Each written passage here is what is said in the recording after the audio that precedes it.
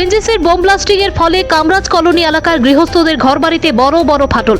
গোটা গ্রাম ক্ষুব্ধ ওএনজিসির বিরুদ্ধে। চরিলাম ব্লকের বাঁশতলী, জোরতলী, জাঙ্গালিয়া বাড়ি, নঞ্জলা এবং বরজলার পর ওএনজিসি কর্তৃপক্ষ বোম ব্লাস্টিং শুরু করেছে ছেচুরিমাই গ্রাম পঞ্চায়েত এবং দক্ষিণ চরিলাম গ্রাম পঞ্চায়েতের মধ্যবর্তী এলাকা কামরাজ কলোনিতে। কামরাজ কলোনি থেকে একটু দূরে প্রায় 70 থেকে 80টি বোমা ওএনজিসি ফাটিয়েছে। বোমা ফাটানোর ফলে কামরাজ কলোনি এলাকার প্রায় 35টি গৃহস্থের মাটির ঘর এবং বিল্ডিং ঘরে বড় বড় ফাটল দেখা দিয়েছে। এখন একেবারে কামরাজ কলোনি এলাকার 35 গৃহস্থের একেবারে ঘরের কাছাকাছি রাবার বাগানে 50 ফুট দূরে দূরে 90 ফুট মাটির নিচে গর্ত করছে তেল এবং গ্যাস উত্তোলনকারী সংস্থা আরও বোমা ফাটানোর জন্য। ভীষণভাবে চিন্তিত গ্রামের 35 জন গৃহস্থ। শুক্রবার গর্ত কমপ্লিট হলে আগামীকাল অর্থাৎ শনিবার থেকে তারা আবার বোমা ফাটানো শুরু করবে, যার ফলে গ্রামের মানুষ ভীষণভাবে ক্ষুব্ধ। শুক্রবার গ্রামের সবাই মিলে ওএনজিসি কর্তৃপক্ষকে অনুরোধ করে বলছে যাতে করে বোমা ফাটানোর আগে তাদের ক্ষতিপূরণ দেওয়া হয়, কারণ যে কোনো সময় তাদের ঘরবাড়িগুলো ভেঙে পড়ে যেতে পারে। বোমের শব্দে ঘরে থাকা যায় না। ছোট ছোট শিশুরা বোম ফাটলে হঠাৎ করে তাদের মা বাবাকে এসে জড়িয়ে ধরে কাঁদতে থাকে। ওএনজিসি কর্তৃপক্ষ বোম ব্লাস্টিং এর পাশাপাশি বিদ্যুতের খুঁটি থেকে হুক লাইন করে অনেক দূরবর্তী স্থানে বিদ্যুৎ তার নিয়ে যাচ্ছে এবং বিদ্যুতের লাইনে অসংখ্য জোড়া। যে কোনো সময় যে কোনো শিশু এবং মানুষ শর্ট সার্কিট হয়ে জীবন পর্যন্ত শেষ হয়ে যেতে পারে। গ্রামের মানুষ জানিয়েছে তারা শুক্রবার দিন সন্ধ্যায় গ্রামের সবাই মিলে সিদ্ধান্ত নিয়ে শনিবার দিন ওএনজিসি কর্তৃপক্ষকে বোম ব্লাস্টিং করতে বাধা দেবে। ওএনজিসির বোম ব্লাস্টিং এর ফলে কামরাজ কলোনি এলাকার গৌতম দেবনাথ, পরিমল দেবনাথ, সঞ্জয় দেবনাথ, আশিস দেবনাথ, সীমা দেবনাথ, দুলুরানী দেবনাথ, অর্জুন দেবনাথ, নান্টু দেবনাথ, মানিক দেবনাথ, দীপক দেবনাথ, লক্ষণ দেবনাথ, চন্দন দেবনাথ, রাজেশ দেবনাথ, রাকেশ দেবনাথ, খগেশ দেবনাথ, স্বপন দেবনাথ, প্রশান্ত দেবনাথ এবং সমীর দেবনাথের বসত ঘরে বড় বড় ফাটল দেখা দিয়েছে। এলাকার যুবক সমীর দেবনাথ একেবারে রেগে লাল হয়ে গিয়েছেন ওএনজিসি কর্তৃপক্ষের বিরুদ্ধে। উনি শুক্রবার দিন ওএনজিসি কর্তৃপক্ষকে বারংবার বলেছেন বোম ব্লাস্টিং না করার জন্য। ওএনজিসি কর্তৃপক্ষ বলেছে তাদের কাছে সরকারি নির্দেশ রয়েছে, যেহেতু আপনাদের বাড়ি ঘরে ফাটল দেখা দিয়েছে সেগুলো 10 দিন পরে সে ওএনজিসি কর্তৃপক্ষ ভেরিফিকেশন করবে, কিন্তু বাস্তব সত্য বলছে অন্য কথা। ওএনজিসির বোম ব্লাস্টিং এর ফলে যেখানেই গৃহস্থদের ঘরবাড়ি ভেঙেছে, একবার বোম ব্লাস্টিং শেষ হয়ে গেলে ওএনজিসি কর্তৃপক্ষ আর ফিরে আসে না। প্রশ্ন তুলেছে কামরাজ কলোনি এলাকার যুবক সমীর দেবনাথ।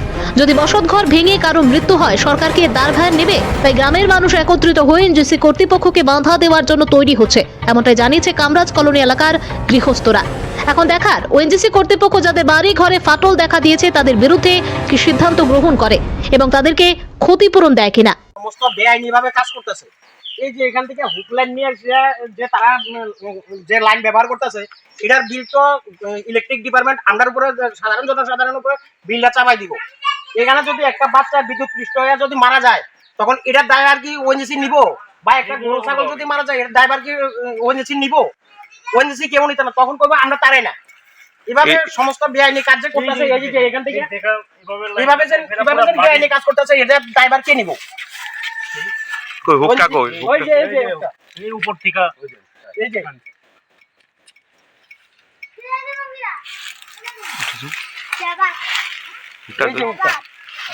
দেখছেন, এই যে উকলান দিয়ে ওএনজিসি সম্পূর্ণ বেআইনি ভাবে কাজ করতেছে। এই বিল যে ইলেকট্রিক ডিপার্টমেন্ট তো হিসাবে বিলটা বড় কথা না, যদি কোনো বাচ্চা কাচ্চা যদি বিলটা এই বিলটা সমস্ত গ্রামের মানুষের উপরে চাপাই দেয়। প্লাস লগে এখানে যদি একটা বিদ্যুৎ পৃষ্ঠ হয়ে কোনো বাচ্চা বা কোনো গরু ছাগল মারা যায়, এটার দায়ভার কি ওএনজিসি নিব না গভর্নমেন্ট নিব? জায়গাটার নাম কি? জায়গাটার নাম কামরাজ কলোনি। আপনার নাম কি? আমার নাম সমীর দেবনাথ। ঘরবাড়ি আমরা ঘর বাড়ি এই যে বোম ফুড়া, এই বোম ফুড়ার কারণে আমরা ঘর বাড়ি সব ফাটা হচ্ছে, ফাটা যাইতেছে, এমনকি গদা যারা আছে সবাই নষ্ট হইতাছে। গদা তারা কইলে তারা শুনতে আছে না, এরপরও তারা ফাটাইতে আছে। এইভাবে যে আওয়াজ করে গর্ত সব কাটতে আছে, 90 ফুট 100 ফুট করে গর্ত গর্ত কইরা যদি তারা বোম ফুড়া বাড়ি গতি থাকবো নি, বাড়ি গতি এমনি ভাঙা পড়ে। এই যে কষ্ট করে আমরা গদরতে তুলছি, এখন যদি ফাটা করে গদরটি আমরা কেমনে থাকুম? তারা তো কইলে শুনে না। আমরা এই ঘর দুয়ার সব অলরেডি ফেটে গেছে এই বোম ব্লাস্টিং এর পর। আমরা বারবার মানা করা সত্ত্বেও তারা ব্লাস্টিং করাইতে আছে এবং কইতাছে অফিসার আজকে 3 দিন ধরে কইতাছে আইবো, আসছি। আজকে সকালে আইসা এরকম ব্লাস্টিং কমপ্লিট হইলে আরো 10 দিন পরে তারা ভেরিফিকেশন করব, এই করব সেই করব। আমরা মানা শুনতে আসে না। এই জায়গাটার নাম কি? আমরা কয়দিন হইছে জানার ঘরেরও তো এই অবস্থা। এই জায়গাটার নাম কামরাজ কলোনি। কামরাজ কলোনি। কতজন এই এলাকাতে হয়েছে? এলাকার মোটামুটি সবের বাড়িতে সেম ভাবে ঘর, সব। দালান ঘর, মাটির ঘর, 50 মাটির ওয়াল আছে, বিল্ডিং ঘর আছে, বিল্ডিং সবে তো নতুন নতুন বিল্ডিং তুলছে এবার সরকারি ঘর পাইছে। সরকারি ঘর পাইছে অনেকে। সরকারি ঘর তো এই টাকা দেওয়া হয় না, অনেকে বন্ধন উজ্জীবন রয়ে সেরা এই ঘর দুয়ার করছে। এই ঘর দুয়ার এখন এইভাবে নষ্ট করে দিতে আছে, তারা কোনো ইয়ে করে না। আর তারা কোনো help নাই, তারা কোনো help নাই, তারা কোনো help সব নাই। রেডি করে রাখছে, কইলে তারা শুনতে আসে না। শুনে না? না না, তারা শুনে না। ঘরের বুমটি ফাটাইলে বাড়ি ঘরে থাকুন যায় না, সব কাট পাউডে। এখন তো বাড়ি ঘরটি ফিরে যাবো কাজে বাড়ি ঘর ঠিক হয়ে যাবে, তারা টিন কারখানা সকালে করে দেখে হবে। গেছে অফিসে। ঘরে ভিত কাঁপে। তারা অঙ্কিতা করে তারা এখন যদি এই জিনিসটা আবার ফুটা গদ্দরতে আরো নষ্ট ওই তো ওর কাছে ওখান তো আমরা কাছে কাছে উঠাতে আছে। আরো কাছে ওই তো কাছে মানা আয়া করার পরে অক্ষর এমনিতে বদ্ধ রাখছে। কালকে বসে তো ওই সাইডে উঠাইছে, তারপর আমরা এটা কি চরিলাম Kamaraj colony panchayat? Panchayat system. Bureau report, news democratic voice Tripura.